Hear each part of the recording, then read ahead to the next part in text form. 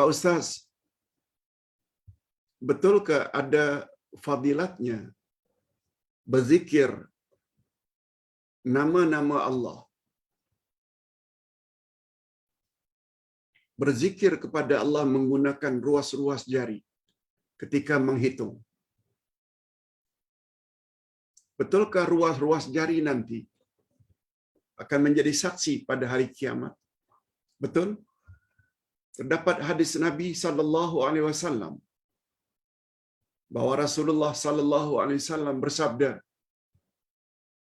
siapa yang berzikir dengan menghitung melalui ruas-ruas jari, ruas-ruas jarinya nanti akan jadi saksi pada hari kiamat. Betul?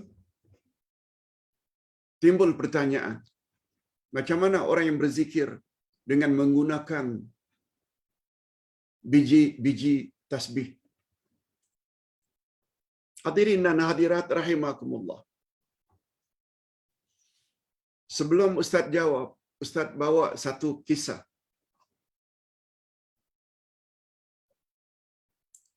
Bahwa pada suatu hari Abdullah bin Mas'ud diberitahu ada sekelompok sahabat Nabi, ini setelah baginda wafat ya, berzikir dengan menggunakan batu-batu kecil. Batu-batu kecil. Lalu mereka menghitung dengan batu-batu tersebut. Subhanallah. Satu, pindahkan, pindahkan, pindahkan. Alhamdulillah, alhamdulillah, alhamdulillah. Dengan batu. Kita ringkaskan cerita. Abdullah bin Mas'ud berkata, ingat ya, Abdullah bin Mas'ud orang yang sangat dekat dengan Rasulullah sallallahu alaihi wasallam selain Abdullah ibnu Abbas.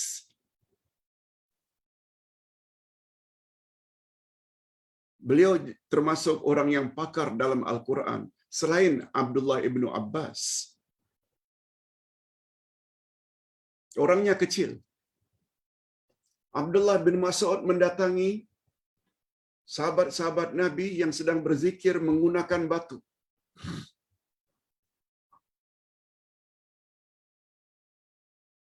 Lalu apa kata Abdullah bin Mas'ud? Sahabat-sahabatku sekalian,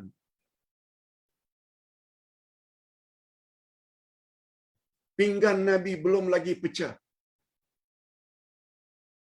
Pakaian Nabi belum lagi lusuh. Kamu telah membuat perkara-perkara baru yang tidak pernah dilakukan oleh Nabi.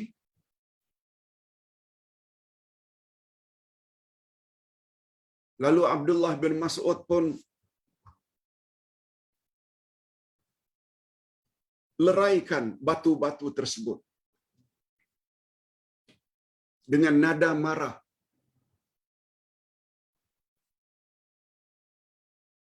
Istilah Abdullah bin Mas'ud mengatakan pakaian Nabi belum lusuh, pinggan mangkuk Nabi belum lagi pecah, menunjukkan belum lama berselang wafatnya baginda. Perkara tersebut telah dibuat oleh para sahabat. Menunjukkan Abdullah bin Mas'ud tidak setuju dengan perbuatan tersebut. Sebab yang Nabi ajar itu menghitungnya dengan ruas-ruas jari. Hadirin dan hadirat, tasbih bukanlah amalan atau kebiasaan orang Islam. Dia adalah kebiasaan orang Arab. Kalau kita yang lama duduk di negara Arab, pergi, jangan Arab Saudi saja, pergi Syria, pergi Jordan, pergi Lebanon, pergi Mesir, kita akan dapati orang Arab selalu memegang tasbih. Tak kira dia Muslim atau non-Muslim. Ustaz pernah pergi dari Madinah waktu cuti musim panas ke Syria. Masuk satu restoran. Pak Arab ini minta minuman keras, sedangkan di tangannya ada tasbih. Tak tahu apa yang dia baca, tasbih. Tidak menunjukkan tasbih ini bukan hanya digunakan oleh orang-orang Islam.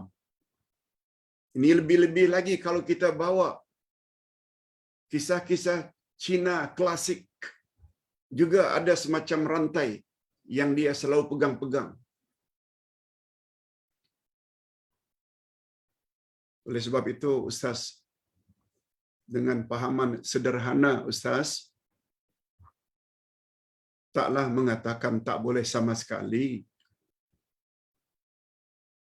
Tapi bila pada Ustaz, bila jadi imam, disiapkan di sana atau digantungkan dekat imam itu ada tasbih, Ustaz akan gunakan tetap dengan ruas-ruas jari, bukan ambil tasbih. Apalagi kadang-kadang orang pergi Mekah untuk haji atau umrah, beli tasbih mahal-mahal, kadang-kadang sampai 3.000, karena dibuat daripada batu-batu tertentu yang mahal-mahal untuk dijadikan hadiah. No. Itu adalah sikap yang kurang tepat. Lebih baik beli sejadah, hadiah.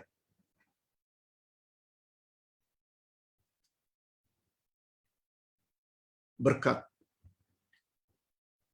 sejadah yang digunakan kita dapat pahala, bukan dengan membeli tasbih. Wallahu a'lam. Yang kedua, Pak Ustaz, betulkah salat itu akan batal atau tidak sah jika orang yang sedang salat, khasnya kaum wanita, ternyata dia nanti sujud di atas telekung yang dia pakai? Atau laki-laki memakai shawl, sebelum dia sampai ke tempat sujud, shawlnya telah sampai dulu sehingga dia sujud di atas shawlnya atau selendangnya.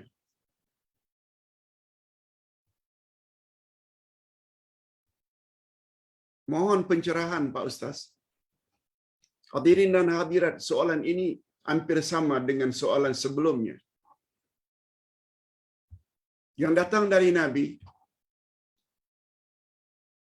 Ketika sujud, hendaklah kamu sujud di atas 7 anggota. 2 ujung jari, kaki, 2 lutut, 2 tangan, dan dahi.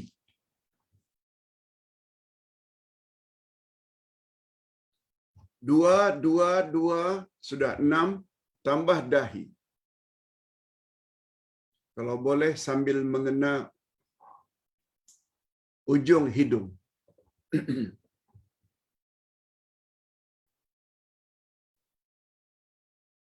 Sujud di atas 7 anggota, itu sujud yang betul.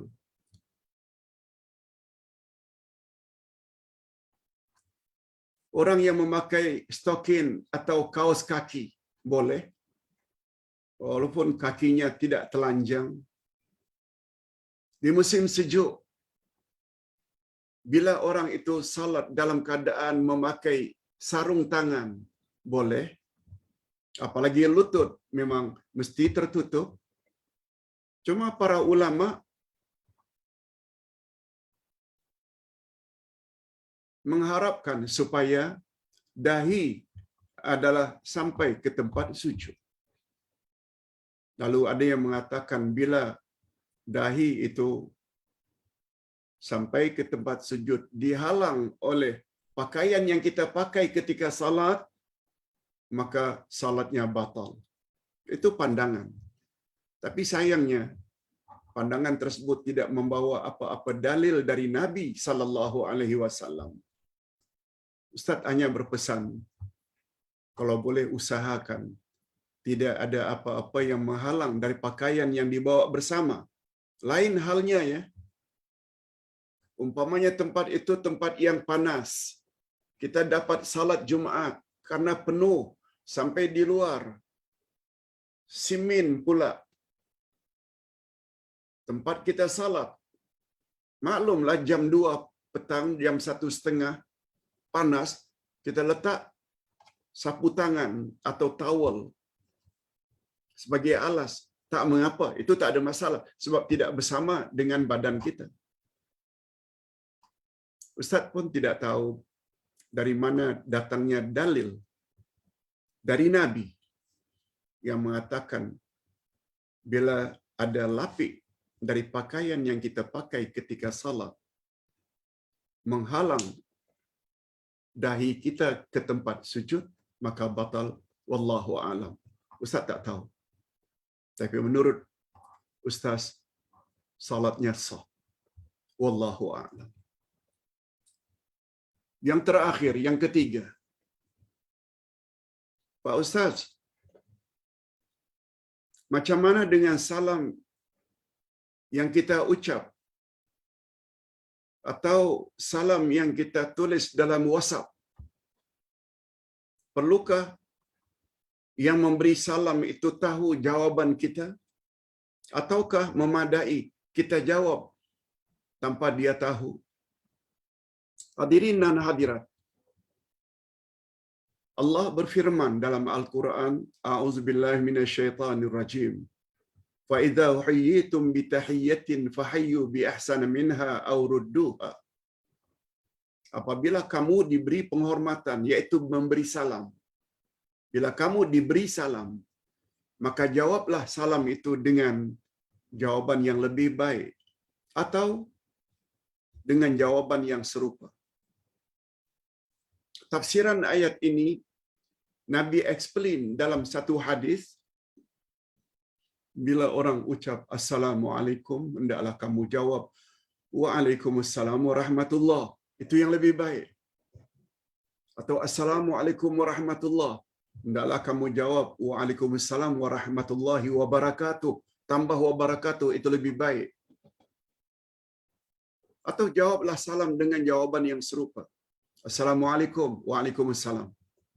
Assalamualaikum warahmatullah, waalaikumsalam warahmatullah. Itu maknanya serupa. Dengan ganjaran masing-masing. Makin panjang jawabannya, makin afdal. Sesuai dengan panduan dari Nabi SAW. Oleh sebab itu, para ulama meletakkan hukum memberi salam itu adalah sunat, sedangkan menjawab salam adalah wajib. Hanya saja yang paling baik menjawab salam itu biarlah didengar atau diketahui oleh orang yang memberi salam. Sebab dalam adab-adab memberi salam,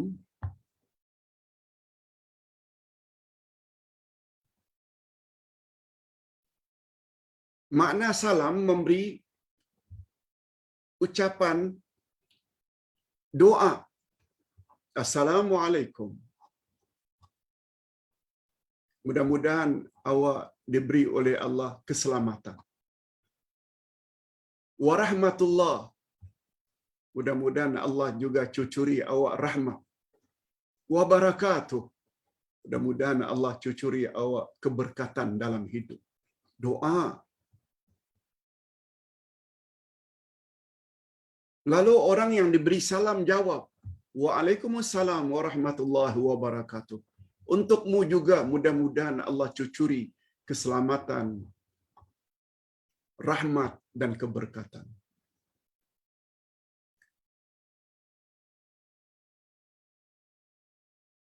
Jadi jawaban Ustaz, perlukah orang yang memberi salam itu mendengar jawaban kita? Sebaiknya mereka mendengar. Tetapi kewajiban menjawab sudah tertunai walaupun orang yang memberi salam itu tidak mendengar jawaban kita.